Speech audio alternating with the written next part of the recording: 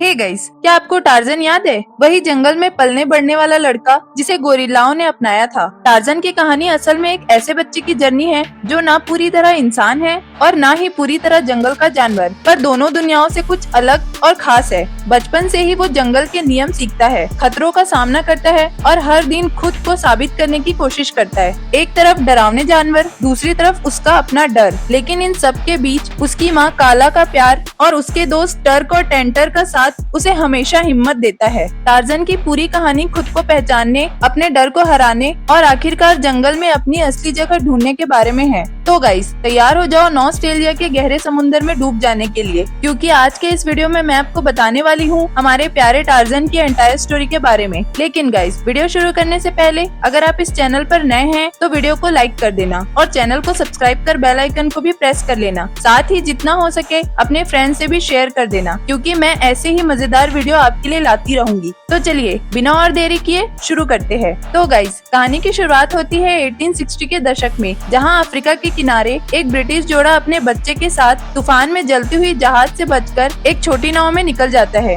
तूफान उन्हें अफ्रीका के घने और अनजाने जंगलों तक ले जाता है, जहां वो लोग जहाज के बचे हिस्सों से एक बड़ा सा ट्री हाउस बनाकर रहने लगते हैं। उधर गोरिल्ला जोड़ा केरचक और काला अपने झुंड के साथ सफर कर रहा होता है, जब एक तेंदुआ साबोर उनके छोटे बच्चों को मारकर खा जाती है। अगले दिन अभी भी गम में डूबी काला को दूर से किसी बच्चे की रोने की आवाज आती है। वो आवाज का पीछा करती हुई उस ट्री हाउस तक पहुंचती है। अंदर जाकर उसे घर टूटा फूटा मिलता है और फर्श पर खून से सने पंजों के निशान और साथ ही उस इंसानी कपल की लाश, क्योंकि साबोर ने उन्हें मार दिया था। लेकिन वहीं उसे एक छोटा सा इंसानी बच्चा मिलता है। तभी हम देखते हैं कि साबोर अभी भी अंदर छिपी होती है, पर काला किसी तरह उस बच्चे को बचाकर अपने झुंड के पास ले आती है। धीरे धीरे वो बच्चा काला से और केरचक की भतीजी टर्क से दोस्ती कर लेता है, जो एक नटखट और तेज तर्रार गोरिल्ला लड़की है। केरचक को उस इंसानी बच्चे की शक्ल पसंद नहीं आती, वो उसे अपना बेटा नहीं मानता। लेकिन जब उसे पता चलता है कि उसके असली माता पिता मर चुके हैं और कोई दूसरा इंसान यहाँ नहीं है, तो वो मजबूरी में काला को उसे रखने देता है। काला उसे अपने बच्चे की तरह पालती है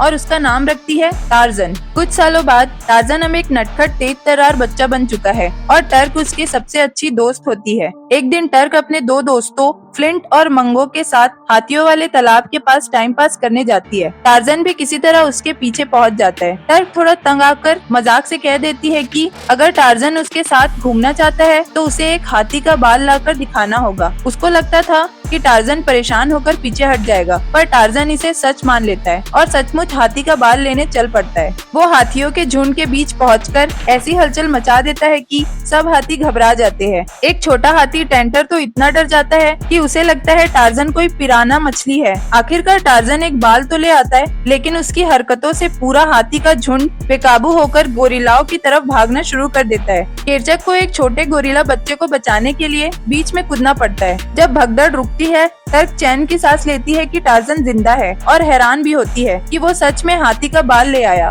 टार्जन, टर्क और टेंटर तीनों फिर से दोस्त बन जाते हैं। लेकिन तभी केरचक गुस्से में आकर टार्जन को डांटता है। टार्जन अपनी गलती मान भी लेता है। फिर भी केरचक गुस्से में कह देता है कि टार्जन कभी भी असली गोरिल्ला नहीं बन सकता। ये बात सुनकर टार्जन का दिल टूट जाता है और वो रोता हुआ घर भाग जाता है। काला उसे खुद को अपने शरीर पर मिट्टी लगाते हुए देखती है, क्योंकि टार्जन चाहता है कि वो भी बाकी गोरिल्लाओं की तरह दिखे। काला उसे प्यार से समझाती है कि टार्जन भले ही दिखने में उनसे अलग दिखता हो, लेकिन दिल से वो बिल्कुल अलग नहीं है, उनके ही जैसा है। इसके बाद टार्जन टर्क और टेंटर के साथ बड़े होते हुए तरह तरह की रोमांचक कारनामे करता है। धीरे धीरे वो मजबूत, फुर्तीला और गोरिल्लाओं जैसे ही ताकतवर जवान बन जाता है। एक दिन जब साबोर गोरिल्ला के समूह पर हमला करती है और केरचक भी उससे हारने लगता है, टार्जन हिम्मत करके लड़ाई में कूद पड़ता है। तेंदुआ के पंजे से उसका सीना गहराई तक कट जाता है, पर फिर भी वो साबोर को मार गिराता है। ये देखकर केरचक पहली बार टार्जन को इज्जत देता है और बेमन से ही सही, लेकिन फाइनली उसे एक्सेप्ट करता है।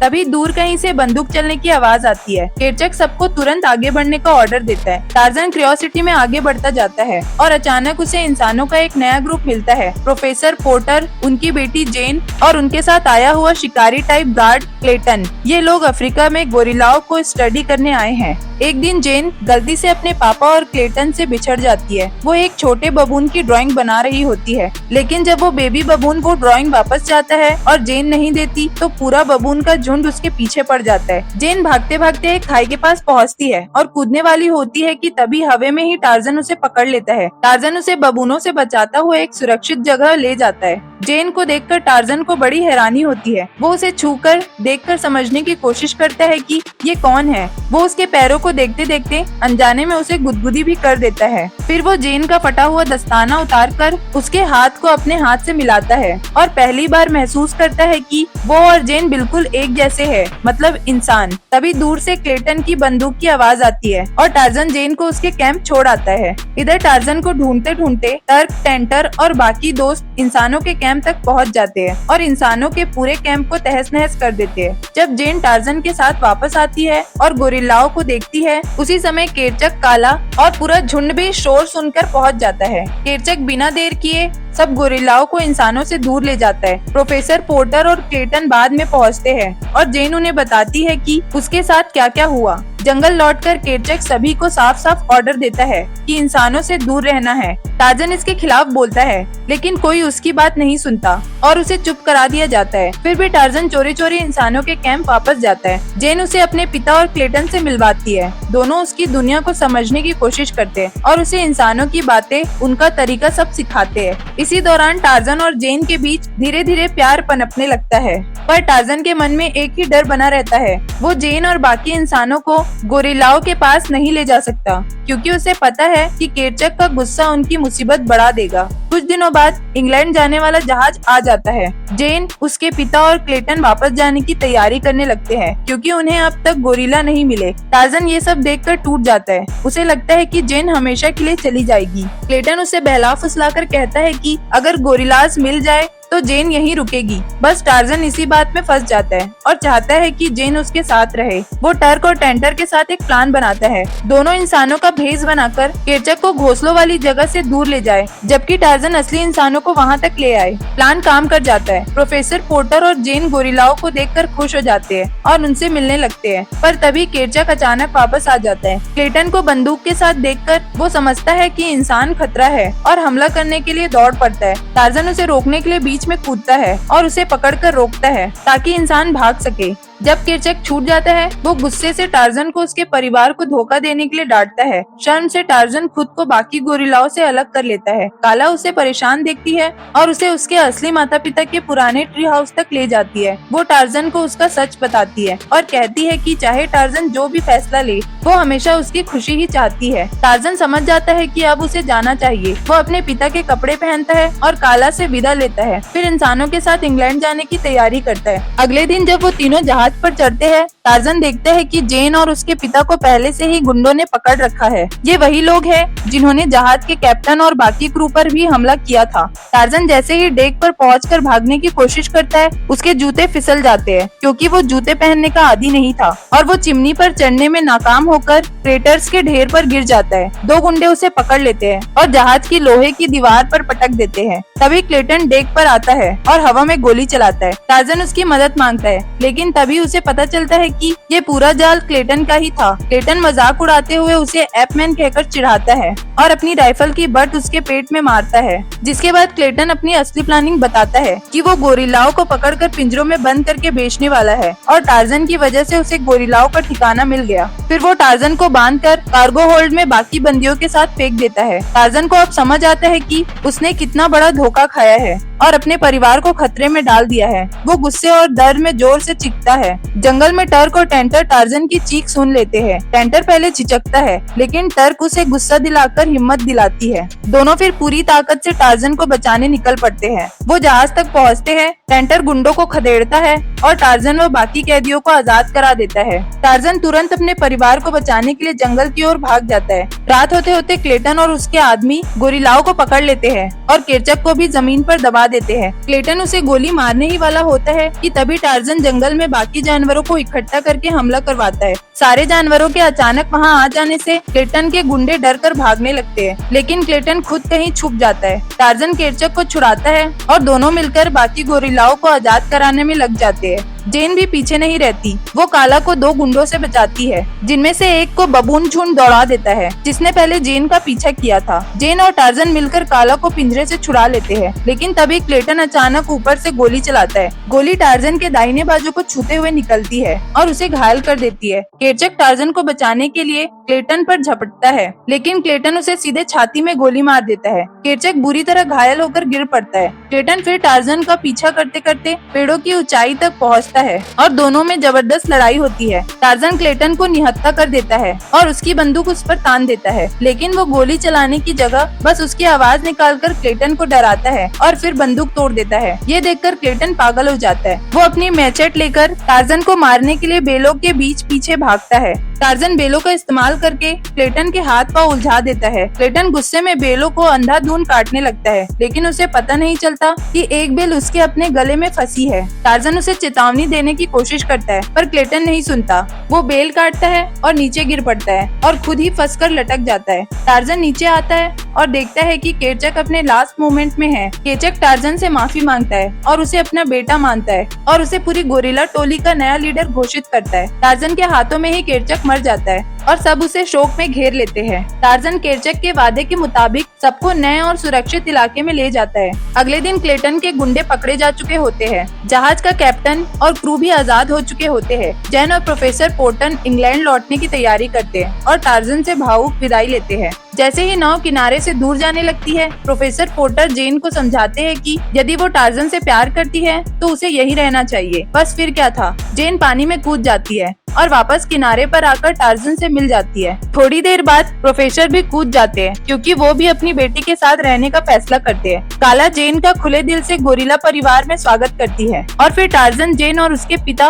तीनों मिलकर जंगल में जानवरों और प्रकृति के बीच एक नई जिंदगी शुरू करते हैं। इसी के साथ टार्जन मूवी की ये कहानी खूबसूरती से खत्म होती है और नेक्स्ट मूवी टार्जन एंड जेन की कहानी शुरू होती है। इस मूवी की कहानी की शुरुआत पहली मूवी की कहानी के 1 साल बाद शुरू होती है और ये पूरी कहानी फ्लैशबैक में 3 छोटे छोटे किस्सों की तरह दिखाई जाती है। पहले किस्से में हम देखते हैं कि टार्जन और जेन की शादी की पहली सालगिरह आती है और जेन सोच में पड़ जाती है कि टार्जन के लिए ऐसा कौन सा गिफ्ट लिया जाए जो सही भी हो और खास भी। टेंटर और टर्क भी उसकी मदद में लगे रहते हैं। टेंटर और टर्क जेन को एक पार्टी रखने का सुझाव देते हैं, लेकिन तभी तीनों को याद आता है कि पिछली बार पार्टी का क्या हाल हुआ था। दरअसल जेन के 3 अंग्रेज दोस्त उसे बचाने जंगल तक पहुंच गए थे, क्योंकि उन्हें लगा था कि जेन को किसी ने पकड़कर जंगल में कैद करके रखा है। लेकिन सच्चाई पता चलने पर वो लोग हंसी में बात टालकर वहीं कुछ दिन रुकने का फैसला करते हैं। जेन अपने दोस्तों के लिए इंग्लिश स्टाइल पिकनिक रखती है, लेकिन टार्जन उसे ऐसे करने से मना कर देता है, क्योंकि उसे लगता है कि जेन उसके जंगली तौर तरीके से शर्मिंदा है।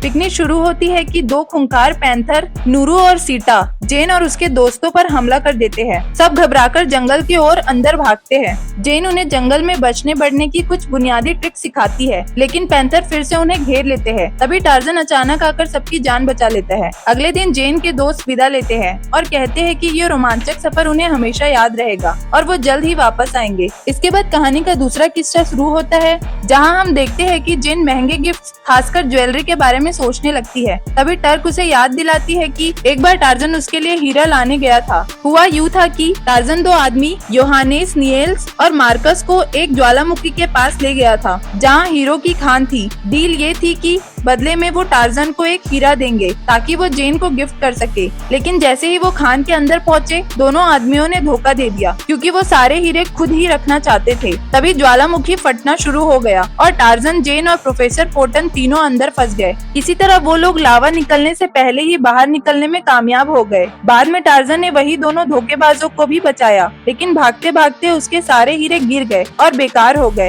लास्ट में वो दोनों को पकड़कर इंग्लैंड वापस भेज दिया गया। इसके बाद कहानी का तीसरा और आखिरी किस्सा शुरू होता है, जहाँ जेन अब भी सोच रही है कि पहली एनिवर्सरी पर टार्जन को आखिर क्या गिफ्ट दे। तभी प्रोफेसर पोर्टर उसे सुझाव देते हैं कि क्यों ना जेन और टार्जन अपनी एनिवर्सरी डांस करके मनाए। ये सुनकर टर्क को एक और किस्सा याद आ जाता है, जब जेन का पुराना दोस्त रॉबर्ट कैनलर उनसे मिलने जंगल आया था। शुरू में सब ठीक ठाक ही चल रहा था, लेकिन टार्जन को कैनलर पर बिल्कुल भरोसा नहीं था। उसे हमेशा लगता था कि यह आदमी साबोर जैसे बुरी नीयत वाला है। जेन ने टार्जन से कहा कि वो बेकार ही शक कर रहा है, कैंडल तो उसका पुराना और अच्छा दोस्त है। लेकिन बाद में सच्चाई खुल जाती है। कैंडल असल में जर्मन एम्पायर मतलब वर्ल्ड वॉर आई के समय जर्मन के लिए एक डबल एजेंट था। वो एक कोड मशीन लेने आया था जिसे उसने म्यूजिक बॉक्स के रूप में छुपाकर जेन को दिया था। कैंडल जेन को किडनैप कर लेता है, लेकिन टार्जन उसे ढूंढ निकालता है। इसमें उसकी मदद करता है आरएएफ का पायलट निगेल टेलर, जो पहले से कैंडलर का पीछा कर रहा था।